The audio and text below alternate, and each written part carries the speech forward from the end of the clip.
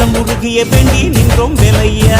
அழகு என்றாலே முருகன் தானையா, எங்க அழகு சுந்தரம் பார்த்து கேட்டு அருள் புரிவாயா. சேவல் கொடியுடன் சிரிக்கும் முருகையா, எங்க வாழ்க்கையில வெற்றி பொங்க தருவாயா. ஆறுபட வீடு கொண்ட முருகனுக்கு அரோகரா, அப்பானுக்கு பாடம் சொன்ன சுப்பனுக்கு அரோகரவும் பேர சொல்லி இந்த ஊரே வந்தோம்.